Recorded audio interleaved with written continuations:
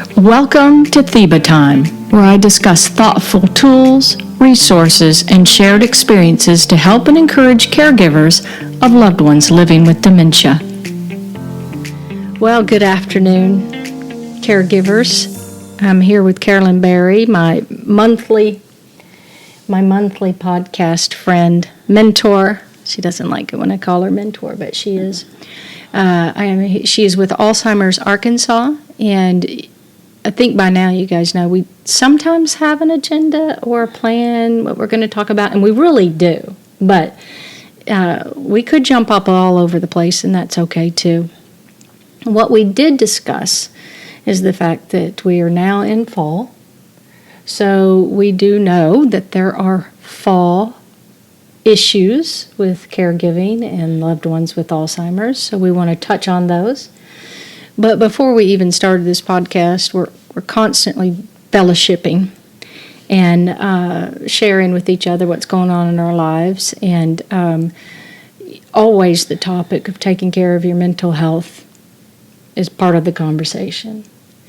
Of course, you know that if you're part of any kind of study or group or class, they're constantly talking to you about taking care of your mental health, your physical activity, whatever you need to do to stay fit, stay healthy, eat better, whatever you need to do, right? For me, I will share again that after my father passed away in November 1st of 2019, I gave up alcohol completely, not a sip. I'm someone who has struggled with anxiety all my life, and I knew that I was drinking too much, using it too often, and it increased my anxiety. So that doesn't make any sense, right, Carolyn? No, that one doesn't. So I needed to, if I was going to, because my father passed, I was now turning my full attention to my mother, who has Alzheimer's. My father did die of dementia Lewy body, for those who are new to the podcast. That's something I did, not only for me, first and foremost, but also so that I can stay sober-minded, clear-headed to making decisions for Mom. Right? Yes. Oh, absolutely. And I knew my mentor, Carolyn, would agree with that. Now, so we talked extensively before even starting just about how just because you become a caregiver, all past issues with your family just don't go away. They don't? No, I wish they did. Now, we're not just talking about the loved one. You know, we have families, right? I call it family dynamics. Yes. So you may be completely okay with the loved ones you're taking care of, but you got other family members. So they don't just stop being a family, whether they are dysfunctional or not, because your attention now is being the best caregiver for your loved one. Stuff's going to pop up. I think it runs up.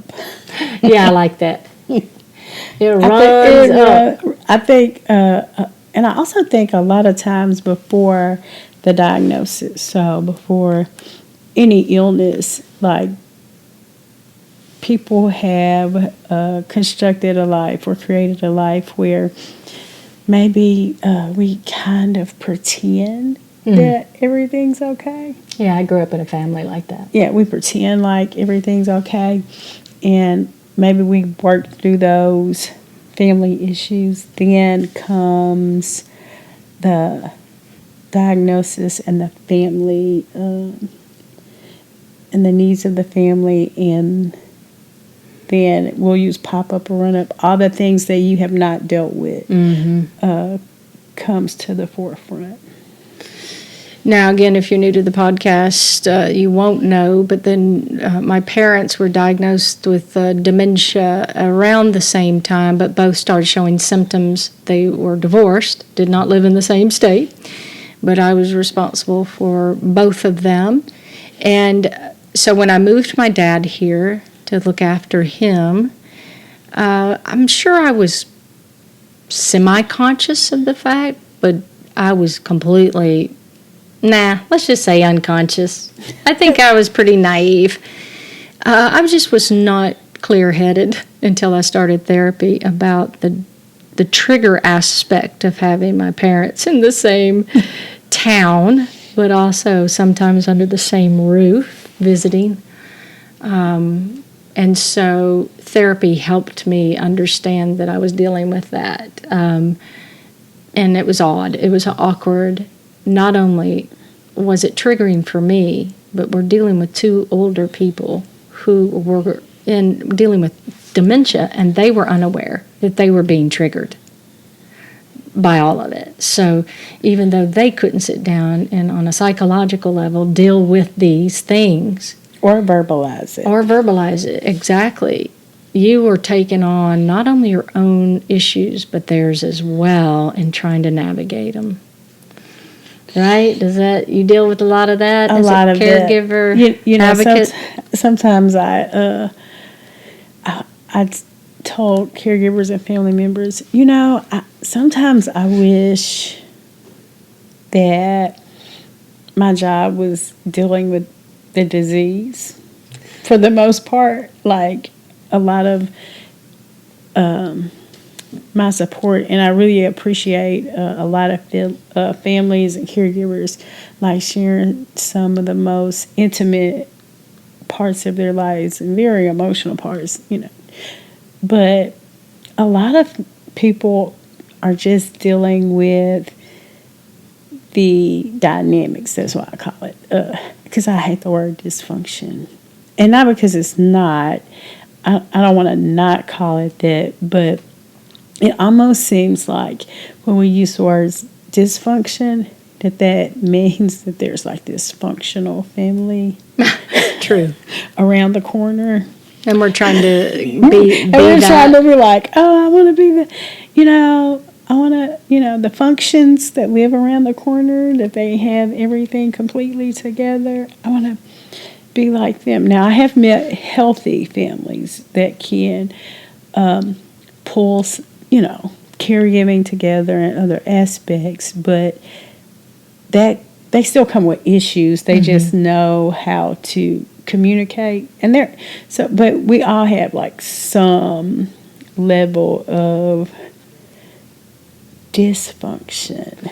So yeah, like this perception, like every family is just there's a family that's just so healthy, and I think we all can have a healthier family, but we're people, so we're imperfect regardless. So knowing that, and that there's not a perfect standard of functionality, what we're talking about here is be aware. Know. That's Mama. I promise everybody she's okay. We're both dealing with allergies. She's back there just a yakking. So the best going into being a caregiver, and you might be already immersed in the process, do not ignore the reality that you will need support system. I know that, now I'm going to be honest, when people started telling me that off the top, I was like, I got this. I mean, you do feel like you could handle it. Because you don't know. Because you don't know what you don't know. I think that's like the ice cream trucks just showed up. Yeah. We are going to have ice cream later. But that is a pretty ringtone. I think it's actually my son's. I'm sorry, you all. When my phone's on Do Not Disturb, I think he's the only person that knows how to get through. That can get through. That's Do you need to check that? No. Do you want me to pause? I think we're. He's not like 5 years old. He's he's an adult. He's 18. Yeah. So we'll call him 18. Yeah, not an adult. Anyway, so go ahead and plan. And again, if you're on the forefront of it, don't be like me. And I don't think I was doing it in a prideful way. I just think that I really thought physically I could do it. I had a plan. And I think And then it was emotional that started piling up, and I was like, what's going on? And I think most people, when they go into caregiving, it is that physical, what we think about, I got this, I can do this. Because, you think about, I do ADLs, activity of daily living. I can make sure that they eat. I can even give them a shower. I can make sure they get their medication. Yeah, I can go by the store and get all I can do that. Mm-hmm. Those are the things we think about, right? We never, probably most of us, think about, what emotional toll is this going to take out on me? And for me, there were two aspects that told me something was wrong. I was having dinner with a friend, and I was working out at the club, and I was working a full-time job at the time. And I know I was sitting very hunched over, because that's what happens. So, like, if you're watching this on video, I was, like, hunched over, which is a really weak stance for me. I was like... And I just told my friend, I was like, how come I'm not doing well? Like, I was shocked. Like, why is this so hard? I was not thinking about the emotional aspect of it.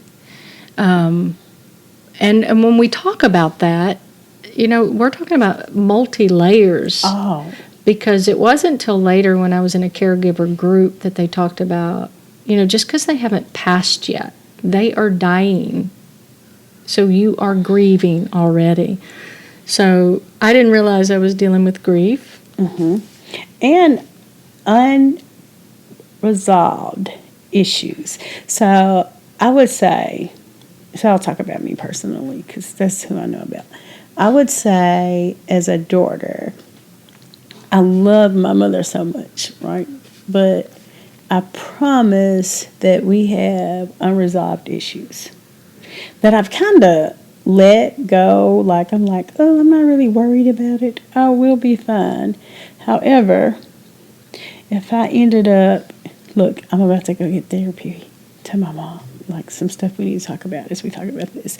So, if I ended up in a caregiving place, and if we lived in the same house, despite having a cognitive issue, cognitive decline, even a diagnosis, she would do things that trigger me and remind me of the things that we have not resolved. Now, how do I deal with that when she can't really respond appropriately or understand? Right? So where does that leave a caregiver? Because my duty and my job, and I signed up for the commitment of it, is I'm going to do this. I love her. She's my mother. However, now I have all these triggers. Right. From the person we're taking care of. And I can only deal with it myself. Oh my gosh. She speaks so truthful, and it's a lot, because I'm sitting here as you're talking, just thinking about the triggers. Now, of course, if you're committed to therapy and getting some understanding, or a community group, a group of other individuals that are caring for, you can learn a lot of ways to handle these stressors that pop up, these triggers. What we're trying to tell you is they will happen. We don't want you to be caught off guard, because, again, it's not a switch. All of a sudden, you don't switch is like a light switch, and as a caregiver, you're completely dead to self and alive to helping that person. Nope. Or you're dealing with it right now, and you feel like there's something wrong with you. Yeah. Like you feel guilty because why am I holding like this issue against my loved one or the person I'm trying to take care of? And I was looking at a video, and I can't remember her name, but they were talking about, and I was like, interesting, that we don't always, like, the people we take care of, we don't always love them. Now, do we care about them? Do we want the best for them? Or we don't like them. We don't like them. We love them, but we love don't them, like but don't like them. Because their personalities are probably... Or you've had some history, but you're still committed. It's a lot of emotional stress, right?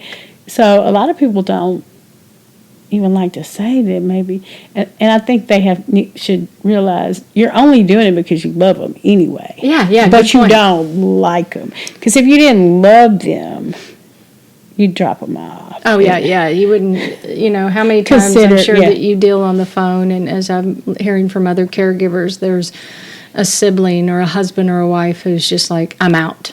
Mm-hmm. You deal with this yourself. And so, there are going to be people that bail, and then that there are going to be people that sincerely cannot help you. Oh, absolutely. So there's a plethora of stuff that goes into this. So you can only just look at your situation, not comparing, because there's no real functional family, right? But that what we're stressing to you in this podcast in particular, as Carolyn and I talked for like 2 hours before we even started it, about our own just growing, healing, understanding, and awareness, like where you weren't aware before. We were talking about family dynamics where there's confusion, there's strife because there is confusion and an unawareness of what is going on. You think you know, but you don't. But then, you and I were talking about, what you know, but you feel stuck, and you don't know how to get out of the situation or address the situation. Because ultimately, you know that if you do address it, there's going to be conflict. That's going to add another burden, and oh goodness, it just goes on and on. So we do know what we're talking about is if you already have a therapist, awesome. If you don't, and you have the opportunity through insurance to have a therapist, get a therapist. That's one of the most helpful tools. For me, I did it all once I realized I was not Wonder Woman. Therapist, I then started going to a support group of other caregivers, some who had more experience, obviously, and I could learn from, but also get that kind of, hey, you need to extend grace to yourself right now. You weren't supposed to know how to do this or that or for them. And classes, and also just reading about the disease and possibly how the loved one's going to act. And I think what also that you're hearing is that just because you talk about emotional intelligence all the time, that they still have emotional intelligence. Even though their brains are misfiring and dying, and they know what they're doing a lot of the times, meaning they're not playing games. They're still the person. So I think we've shared this before. My mother, I never could empty the dishwasher right or fill it right. So she always had to step in and do it better. To this day, now she has not done the dishwasher in 5 years or emptied it or whatever, but one day she was trying to do it and said something specific about that I didn't know how to do it. And it's just because she was going back. She was going back to a pattern of thinking that she was stuck on. Yeah. That's been there. And I felt my heart race for just a moment. Because, when I was a teenager, I'd get all defensive. And, well, of course I know. But it's so, we're talking about sometimes there's little triggers like that. Yes. Little triggers that are just going to remind you, oh, I am caring for my loved one who's my mother. And she still doesn't think I know how to dust right. So. And she still makes me feel like I don't know how to do anything. Because, you get those, as mothers, I don't know, we can hand off those feelings of, my mother, I can't do anything right. So that's a trigger, right? And you're taking care of her, providing her with everything she needs. Being the mother. But now, she's like, I can't, she hasn't used the dishwasher in 5 years and can't, but she's going to tell me. Yeah. Yeah, and so you have to stop and breathe for a second and realize, get in reality. Get in the reality that you're in instead of being taken back to being a teenager when you were wounded because your mama didn't think you knew how to do something right. And that's hard. So what you're doing is just kind of maturing, taking those steps, those beats back, and going, okay, wait, we're not dealing with the same situation here. And so it's going to happen, folks. Now, those are... You know what I hear? What? Growth in caregiving. Yeah? Like how the very experience of caregiving can bring about growth in your own personal being. Think about that. Oh, that makes sense. And on a real advanced, quickened level, like, because you don't know how the disease is going to work with the loved one. My dad's dementia Lewy body was a quick-acting disease for him. My mother's, I call it the garden variety kind, just because she's verbal and physically in good shape. So hers is slow. Doesn't mean that, so when we talk about a quickened growth, you have to go at the pace that is probably not expected and normal. Like if you were just going to go work on your marriage, I don't know, I'm guessing because I've never been married, or maybe dealing with a teenager. I think when I say that, what I'm thinking about is the growth is really on you. Yeah, because you have no one else to... So, like, okay, you said, like, with a marriage, because I've been married. Like, it's two people working as something. Oh, that's true. That's a right? good point. Two people. Right? And although in this caregiving situation, you have two people, only one gets to do the work. Yeah, that's a good point, because we say often, if you've never healed a wound or asked for forgiveness or whatever it might be, or dealt or had an unresolved issue that should have been dealt with but hadn't, it isn't going to happen now. Not with that loved one. Not with. You need to lower that expectation, and whatever dealing or healing is going to come about by you tackling that is going to be on you and your therapist or Jesus or whoever you have in your life. You're going to have to quickly understand that it's going to be about your growth. Your growth. And an important part of that is, and sometimes you can, and I'd say, with compassion, grace, and mercy to your loved one, if needed, to talk to them about, or say something. I don't say something harsh, because they're emotionally intelligent, and maybe it's just the forgiveness statement. They may not understand, but you're actually taking the step to say it brings about healing, right? Mm-hmm. No, they may not understand it, and they, in the moment, they may, and may still do some of the things, like tell you don't know how to empty the dishwasher or work it, but in the moment you can say, I forgive you for making me feel like this when I was a child. Now, in what we consider real forgiveness, she would never do it again, right?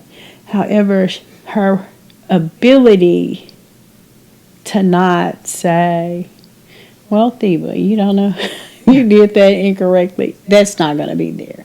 But the action you take for your personal healing is that you could say to her, I forgive you.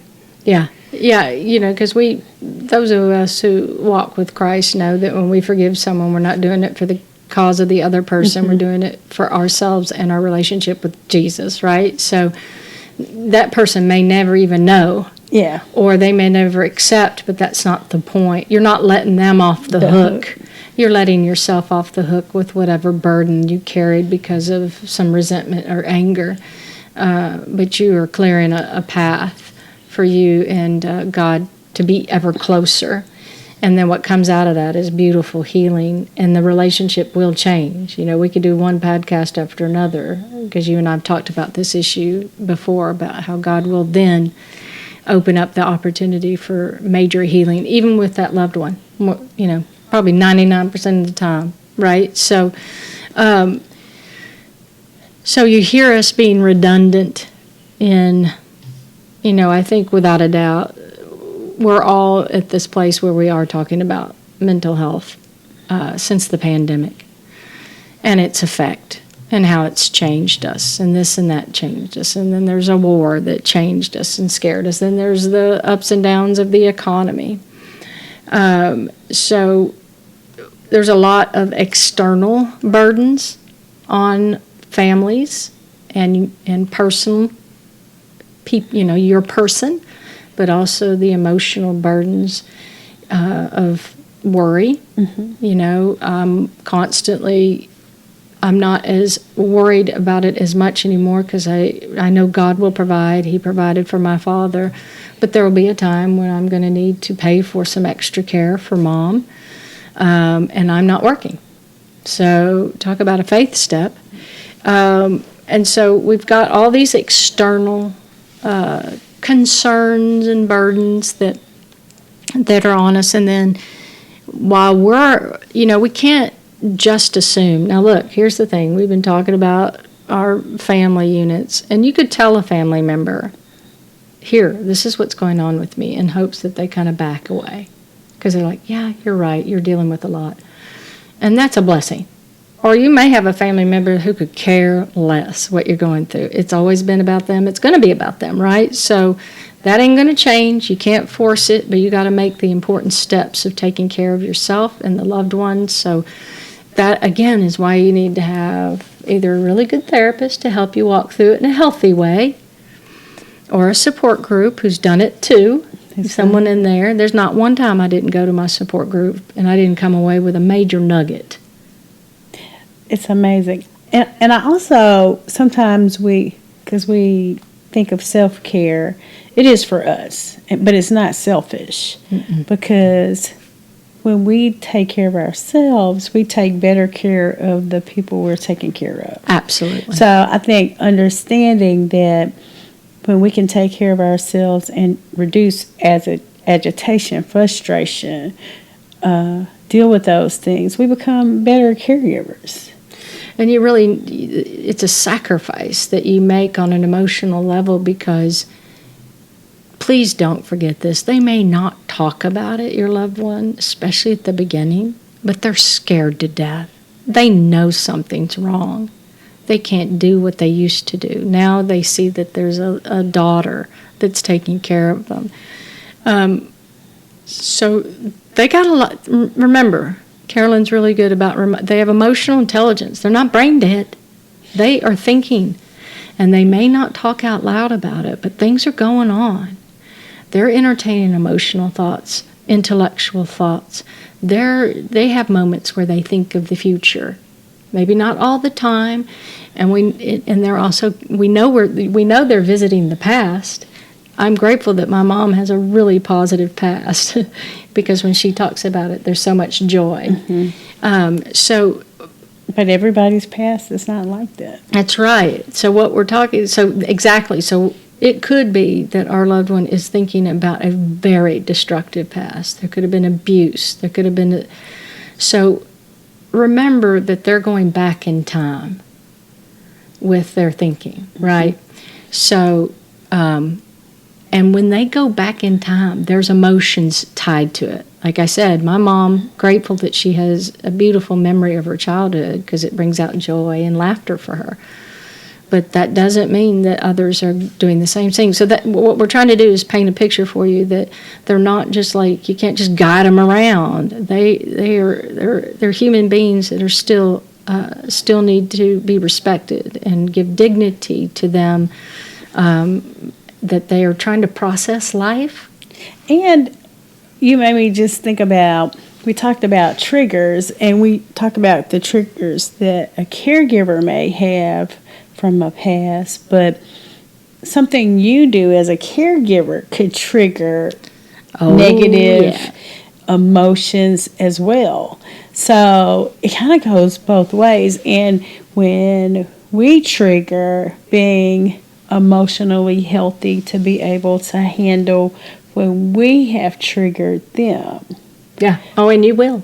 And if they are negative, have negative behaviors or a negative response, us being able to process and put those behaviors where they are. It's the disease, not them, but the disease. And although it may look like a triggering situation for us, it's really just them living out what has happened to them. Yeah. Yeah, no doubt, because I was thinking, I had mentioned as a teenager, I would defend myself in a real high-pitched voice. And don't think I haven't done it on occasion in the last couple years. And my mother will bring that to my attention, and it triggers her.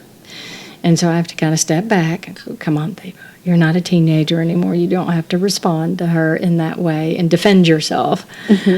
So, yes, Carolyn brings up, again, we're talking about you can't just turn off a light, up and down a light switch. You're going to trigger them. They're going to trigger you.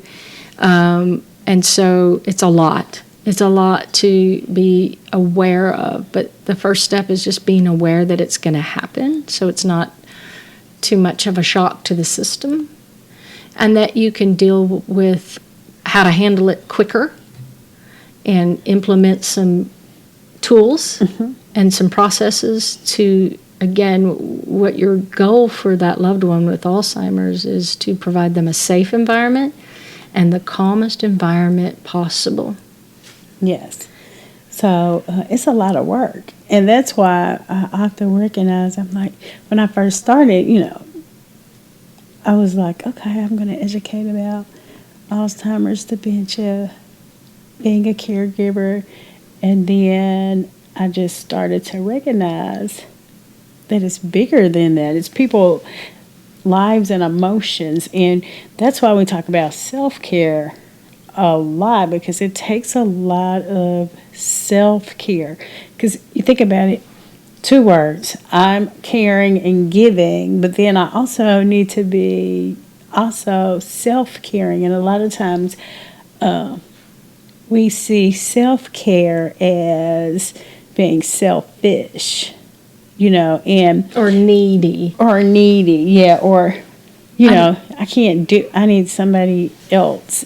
That's not what it is. It's taking care of yourself so you can care enough to give to somebody else. Right. Because if you're not caring for yourself, then you're not going to have what you need to care for another person. So recognizing that it is going to come with a lot of emotions, guilt, grief, and all of the unresolved emotions that you may have thought you could put on the back, and I think we usually like to say stuff like, oh, that doesn't bother me anymore, or oh, I'm not worried about that. And then when we become vulnerable and in situations, those things pop up, especially if you're tired or, hormonal, like going through menopause like me. You have to also be aware of your physiological self. I do that a lot now, a lot more. For instance, I know, here my mom in the evening is going to enter into a sundowners phase, which is going to make her more vulnerable. Mm-hmm. She's going to be more anxious and she's going to have more confusion. Well, to be honest with you, by the time my hormones beat up on me during the day, by about 3 o'clock, I'm wiped out.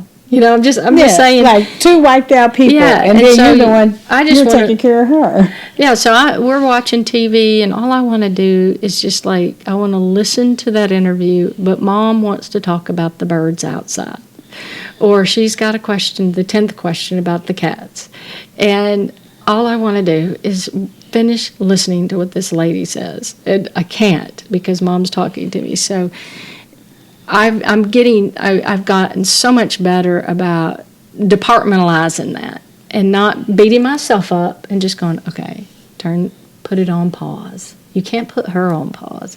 Put the TV on pause and answer the question about the cats and look at the beautiful sky she's trying to get you to look at, and just know you don't feel really good. You're not feeling excited about life right now. You're kind of in your fatigue area. You're fatiguing because of your hormones. Don't beat yourself up. And you've worked. You've done a lot of stuff. It's not even just hormones. No. You've gotten up early. I like to pick on them. Yeah. I like to pick on those hormones sometimes because late afternoons and hard time for me because my metabolism slows down. And you've worked hard all day. I've thought hard all day. Yeah. Again, we wanted to touch on this particular subject. And the reason we like to stay away from certain terms that seem psychological or therapeutic is because we're not. We're not. So, she mentions dysfunction and then all of a sudden she doesn't like the word, and it's like, because we don't want to put any unnecessary pressure on others. But everything that you're feeling has a really helpful psychological term or tool for it, so that's why we want you, and since we can only talk about our personal issues and we can't go too deep in some of them because it's not going to be fair to our loved ones, but everyone's situation is going to be different. We understand that. And so we just want to not put any labels on anyone, but just know it's not going to be easy. And you do not have to be Wonder Woman or Superman. It's unrealistic. It is. And you are not alone. Because caregiving in itself is isolating. Mm-hmm. And you have to work hard to keep relationships. Yeah. So for many people that would hear this podcast and just use other forms of communication, you think you are the only one going through these types of situations and emotions and like, why am I mad at my mother for what she did 20 years ago? Why can't I thought I got over it? Because you're with yourself, right? Yeah. And we don't usually have people that we can really kind of talk to about that because we think it's something wrong with us. Because we think, I'm supposed to be taking care of my loved one, but all I can think about is how I'm triggered or how I'm mad at what she did. Right. So then we start to think something's absolutely wrong with us. Well, and I think about how many times I've told you that, I started this podcast in 2019. So, no, I didn't. 2021. After my father passed. I didn't start it because I had any, answers. It was out of necessity. I knew, first of all, we were in the pandemic. Mm-hmm. And then 2001, I was still working from home. And I didn't have a lot of opportunity by the time I was working and then taking care of Mom to go to my caregivers group because of when it was. And then they were still having it on Zoom anyway. So talk about more isolation. But I wanted to continue the caregiving conversation selfishly as well for myself. Stay connected, stay learning. And then obviously the unselfish part of me is that to use something like a podcast, I just didn't want other caregivers not to have the opportunity to connect, to hear, to learn, to be encouraged because of the things I was encouraged at the beginning by class, group. Of course, I worked in TV, so I had awesome opportunities to meet and know people like her, and now we've become besties. But so I had that opportunity. So I had opportunities, and I was like, wow, this is part of this, and it's not because I have all these new wonderful things. I have tools that I've learned from other people. And I think I was just sharing with her, I'm an open book on Facebook, and I try to always share very respectfully something that my mom's going through or something that I'm trying, and then inevitably 10 comments of a better idea because someone else has been through it. And I'm like, yeah. And then I'd end up messaging the person, so tell me more about this. Mm-hmm. So again, self-serving, but it's important. You have to self-serve yourself if you want to if you want to survive this process and grow. But I think what you said it reminded me of something my therapist said this week. And it can happen to all of us. When you make a decision like I have to quit my job to be Mom's full-time caregiver, my world gets small and confined. But my therapist wanted to remind me, to get me out of the thinking. She said, but you have an expansive opportunity. And so that really helped, because you can get kind of stuck and like, oh my gosh, what's going on out there in the world that I don't even know about, or I can't get involved in, and or this or that, or what if I'm doing this for the next 5 years? Will I even know how to set up a podcast or type? Or I don't know. Whatever the new, like, will you miss out on the new thing? Yeah, I mean, my gosh, is AI just going to take over everything? And so you begin, you physically, you're isolated and you're confined into this space. But by doing this, by having my friends over, I know that I can't get out as much. Continuing to do Bible study with the women, just staying as connected as possible. It just really, that helped me, because she was like, don't think that God doesn't have something expansive as well. And I was like, oh, that just made me, I was like, good. Oh. It was like, okay. He has expanded your community.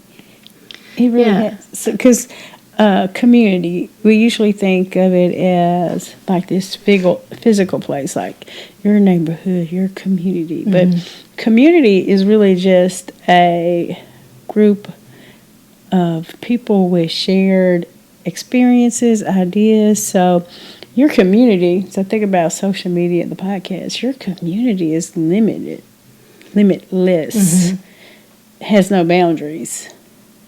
Yeah. Because the caregivers are everywhere. Yeah. And people, you're meeting the needs and sharing ideas with people from, you can't even imagine. Well, and I think I just told you the last thing that I shared. More people shared in the comments about their personal experience. And it's not as if people don't, but this time it just seemed so large. Like, I was like, this community is really larger than you think about. Because not one person on there didn't say I either had a grandmother, grandfather, mother, whatever. I mean, I just told you today about a friend of mine whose older sister mm-hmm. has been diagnosed. But all their different stories, and these were people that were more advanced in their understanding of how to care for it. So within them commenting about it, they shared ideas. And I was like, taking those, I was like, oh gosh, that's a great idea.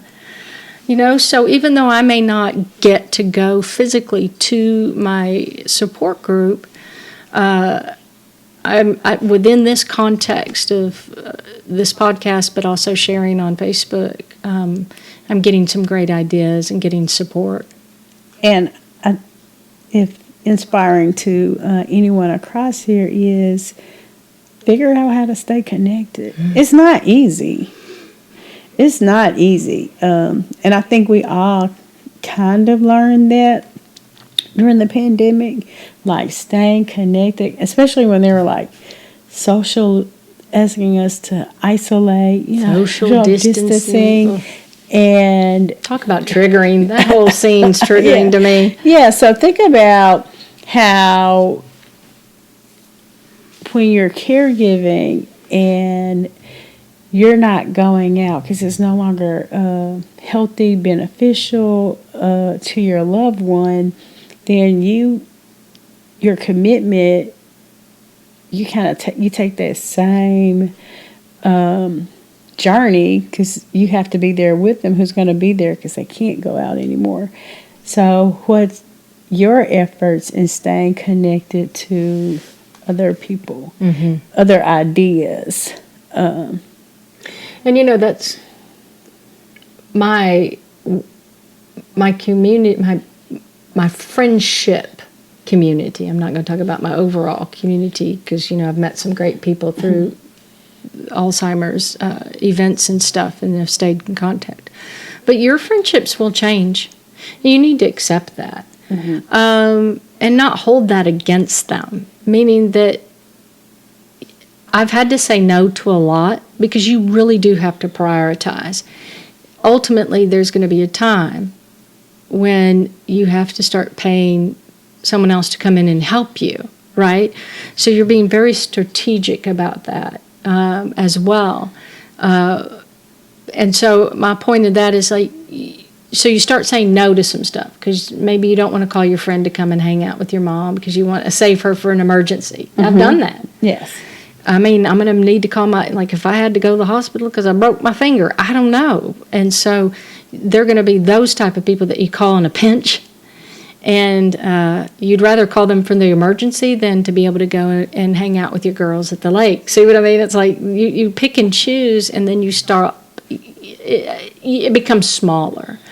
And I bring up, and so you're going to say no a lot more. So then they're going to stop asking. That's a good point. And it's not something that they're even conscious about. They also want to be respectful and understanding as well, right? So it's kind of catch-22, right? They're like, and that doesn't mean you're off people's minds.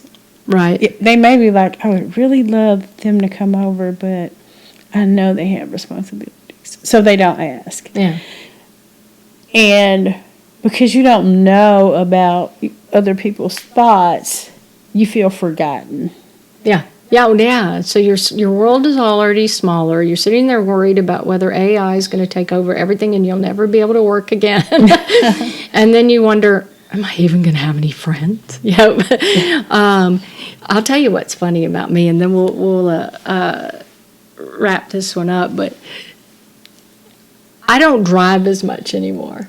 And I do drive when I go to the doctor's appointment. I do love visiting with my therapist in person, so I do drive there.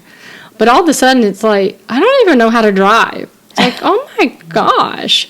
And so I say that to be sort of funny, but I was like talking to a neighbor, and I felt like I don't even know how to socialize. It's like, I feel so awkward. Like, what do I say? What do I do? So, there are things that you kind of took for granted that you did. All of a sudden, things seem different.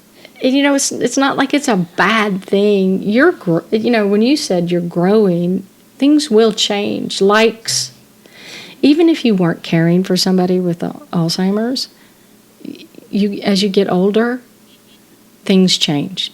Some things you don't like, food you don't like, people you don't like. So don't beat yourself up. I think perspective changes. That's a good point. Perspective. And not that you don't like people or food, but you like, we want things that are quality when it comes to, as we get older. So yeah. So that is a part of self-care, really. Yeah, because time is more precious, and your energy level is more precious. And so even people, there's some people that are quality and you need to keep in your life, and then there's people that sometimes we just have to realize that the quality it doesn't lack love, it's not beneficial, and usually to both of you. Right. Because we were talking about things that you need to do to protect yourself, to be your strongest self, mentally and emotionally, as you care for your loved one, but also physically, you're just not going to have it.